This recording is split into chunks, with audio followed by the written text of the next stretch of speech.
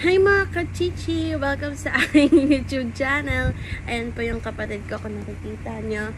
At ngayon, kanina dumating yung in-order ko. Super, isa to sa mga pangarap ko. Madami naman ako pangarap, pero ayun nga. Ayan! Ito na. Matagal ko siyang hindi ma-order kasi mahal pa siya. Pero nakita ko nagmura na siya, kaya chinek out ko na. And kailangan ko kasi siya sa review. Yung pwede siya pang highlight, ganon. Puro black ball pen lang ginagamit ko sa pagsusulat. Kaya kailangan ko talaga ng madaming highlighter. And kinonfirm ko naman yan sa seller kung yung pen na to is pwedeng ipang highlight. So yun, nag siya sa akin. Ano ba yun? Nag-testing siya bago ko bilhin. So yun. Kasi naka-live siya nun eh. So, buksan na natin. Buksan na natin siya. Dito na lang. Tingnan niyo mga kachichi yung cutter ko. Ayan. Ganda, diba? So cute. And matalim talaga siya. Ayan. Ayan siya mga kachichi. Akala ko sobrang laki niya. So, ayan lang pala siya. Ang in-order ko ay 80 pieces na. Kasi, sayang naman yung diba? Kung onti lang. So, doon na tayo sa pinaka marami. Parang ito na yung pinakamadami, 80 pieces na yung niya, sagad niya, maximum niya na bilang. Ayan na mga kachichi.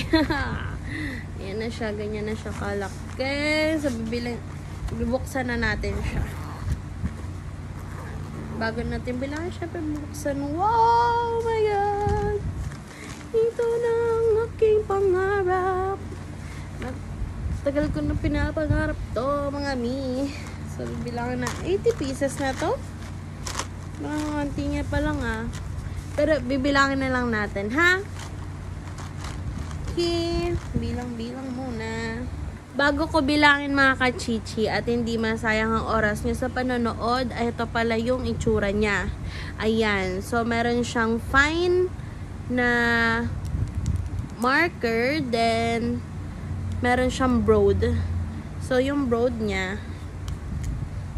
dalawa siya. Ayan, ganyan. Ayan, ganyan itsura niya. Tapos, yung fine niya is ganyan. Paano ba?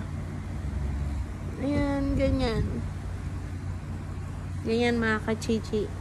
So, napakaganda niya talaga. At, yun dito sa pinaka takip niya, nakalagay yung number and yung color niya. So, ito ay peach. Ayan, peach.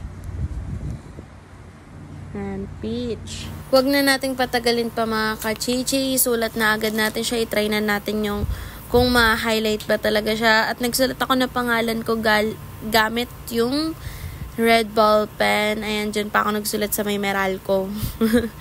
So, ayan, try na natin mga kachichi.